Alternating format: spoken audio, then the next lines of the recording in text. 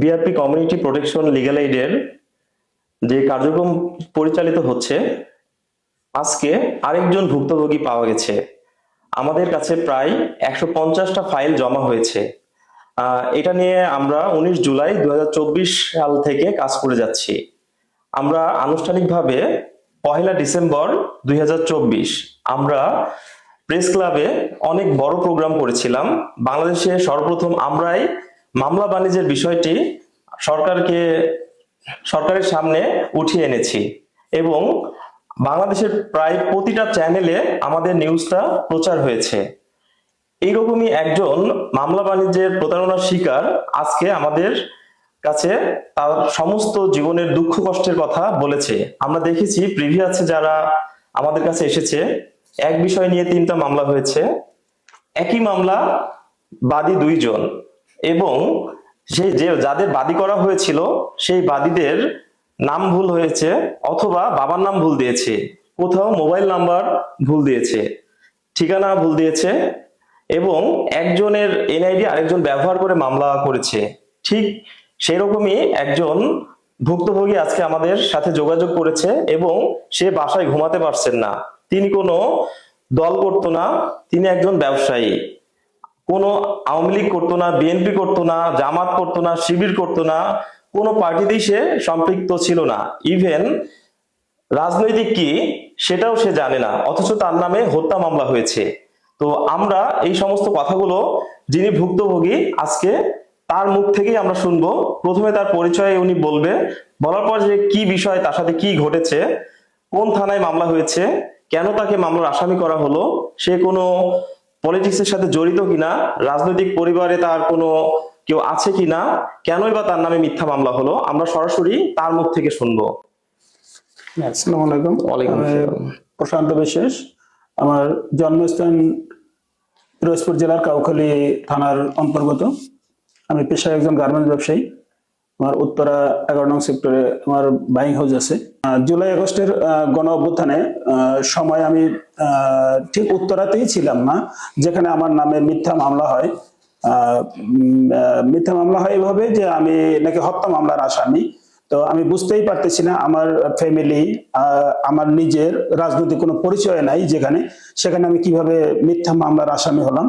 তো সেখান থেকে আমার ব্যবসা টোটাল ওই সময় থেকে যখন আমি জানতে পারি আমার নামে মামলা হয়, এরপর থেকে আমার অফিস বন্ধ প্রায় 4 মাসে। আমার অফিস বন্ধ সহ আমি যেখানে গার্মেন্টসে কাজ দেই সেই কাজগুলি বন্ধ, ওয়ার্কার স্যালারি সব পাওনা, বায়ার নষ্ট হচ্ছে, আমার মানে টোটাল ব্যবসাটাই একেবারে ধ্বংস হয়ে গেছে, এরকম একটা অবস্থা। তো আমি বুঝতে পারছি না যে আমার নামে কেন মামলা হবে। আমার ফ্যামিলির ব্যাকগ্রাউন্ডে কোথাও কোথাও আমার টোটাল ফ্যামিলির মধ্যে কেউ বলতে পারবে না আমরা কেউ রাজনীতির তালিকাভুক্ত কোনো একটা সদস্য নামও আছি কোনো দলের। সো আমি কেন মিথ্যা মামলার আসামি হব, বা এভাবে কেন মামলা দেবে? এবং এই যিনি মামলা দিয়েছে রহিমা বেগম, একে আমি কোনোদিন চিনিও না, আমি দেখিও নাই, বা এর সাথে আমার এর নামও আমি কোনোদিন শুনি নাই। কেন মামলা হলো, কিসের জন্য মামলা হলো, আজও পর্যন্ত আমি জানতে পারলাম না। মাঝখান থেকে আমি রাতে ঘুমাতে পারছি না। আমার যখন মামলা হয় আমার নামে, আমার বাবা মা যেভাবে কান্না করছে তাতে আমার মনে হয় যে আমি মারা গেছি, এভাবে কান্না করছে। তো আমি বাসায় থাকতে পারছি না, অফিসে থাকতে পারছি না, পুলিশ খুঁজে বেড়াচ্ছে। তো এই মত অবস্থায় আসলে আমি কি করব আমি নিজেও বুঝতে পারতেছি না। অ্যাটলিস্ট আচ্ছা, এখন আমরা তার কাছ থেকে শুনলাম বিষয়টা। শুধু যে উনি নিজে ভুক্তভোগী এরকম না, আমরা অনেক ভুক্তভোগী এরকম পেয়েছি। আমাদের কাছে 150 জন মতো এসেছে। আমরা প্রত্যেকেরটা আমরা তুলে ধরতে পারছি না। এর মধ্যে এটা নিয়ে অনেক নিউজ হয়েছে, আপনারা জেনে থাকবেন। বিআরপি কমিউনিটি প্রোটেকশন লিগ্যাল এইডের পক্ষ থেকে যারা এরকম বিপদগ্রস্ত তাদের পক্ষে BRP community protection legal aid তাদের পাশে দাঁড়িয়েছে। তো এটা নিয়ে আমাদের বিআরপির পক্ষ থেকে অনেক জাতীয় পত্রিকায় এবং সমস্ত টিভি চ্যানেলে প্রোগ্রামটা সরাসরি সম্প্রচার এবং অনুষ্ঠানটা দেখানো হয়েছে এবং প্রচার করা হয়েছে। এর মধ্যে জাতীয় পত্রিকার মধ্যে দৈনিক ইত্তেফাকে এসেছে, দেশ রূপান্তরে এসেছে, দৈনিক নওরোজে এসেছে, দৈনিক আমার সময় এসেছে, দৈনিক আজকের সংবাদ, আলোকিত বাংলাদেশ, দিন প্রতিদিন, প্রাইভেট ডিটেকটিভ,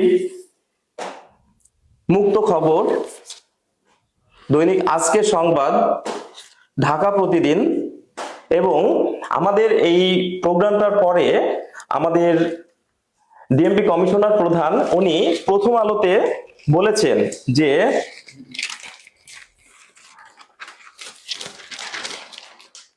যারা এই মামলা বাণিজ্য করছে তাদের প্রত্যেকের নামে চাঁদাবাজির মামলা হবে।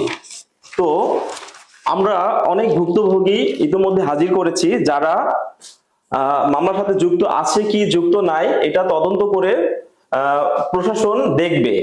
তো দেখার পরে যদি তারা এটার সাথে সম্পৃক্ত থাকে তাহলে অবশ্যই শাস্তির ব্যবস্থা হবে তাদের। আর যদি একান্ত এটার সাথে সম্পৃক্ত না থাকে তাহলে তাদের কি করণীয় উচিত এটা প্রশাসন কর্তৃপক্ষই সিদ্ধান্ত নেবে।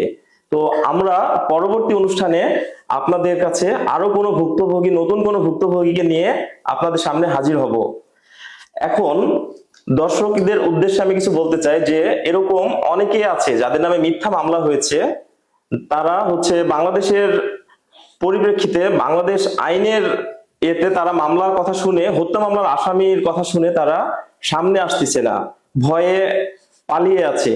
তো এখন আমরা এটা সমাধান কিভাবে পেতে পারি, এইটা আমরা জনগণ হিসেবে বাংলাদেশের যারা আইন উপদেষ্টা মহোদয় আছেন, স্বরাষ্ট্র উপদেষ্টা মহোদয় আছে এবং আইন রিলেটেড যারা কাজ করতেছেন তাদের কাছে আমাদের একটা প্রশ্ন থাকবে যে আমাদের এরকম ভুক্তভোগী যারা আছে, যারা কখনো এই হত্যাকাণ্ডের সাথে জড়িত না অথচ তাদের নামে হত্যা মামলা হয়েছে, তারা এখন কি করতে পারে।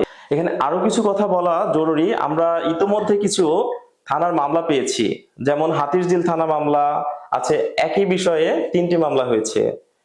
এবং হাতিরঝিলের আরেকটা বিষয় আমরা দেখেছি, একই মামলায় বাদী 2 জন এবং কোর্টে দেখা গেছে ম্যাজিস্ট্রেট মহোদয় 2 জন বাদীকে উপস্থিত থাকতে বললে 2 জন বাদীর একজনও উপস্থিত হয় না। তাহলে এখানে প্রাথমিকভাবেই এটা আমার মনে হচ্ছে বোঝা যায় যে এখানে কোনো সমস্যা আছে, না হলে একই মামলায় কেন 2টা বাদী হবে। ইতোমধ্যে আমরা অনেক পত্রিকায় দেখতে পেয়েছি, টিভিতে দেখতে পেয়েছি, অনেক প্রশাসনের অনেকে এটার সাথে জড়িত,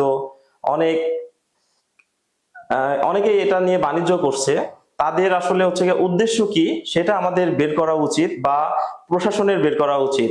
আমাদের পক্ষ থেকে এবং আমাদের বাংলাদেশের একজন নাগরিক হিসেবে আমিও বলতে চাই যাতে যারা প্রকৃত হত্যার সাথে জড়িত তাদের বিচার হোক, যারা নিরপরাধ এবং এই হত্যার সাথে কোনোভাবেই জড়িত না তাদের এখান থেকে মানে বাদ দেওয়ার জন্য কি পদক্ষেপ নেওয়া যেতে পারে এবং যারা প্রকৃত অপরাধী তাদেরকে পুলিশের কাছে সোপর্দ করার জন্য সবাইকে এগিয়ে আসতে হবে। তো আজকের মতো সবাইকে ধন্যবাদ এবং আন্তরিক অভিনন্দন ও শুভেচ্ছা জানিয়ে শেষ করছি। আল্লাহ হাফেজ।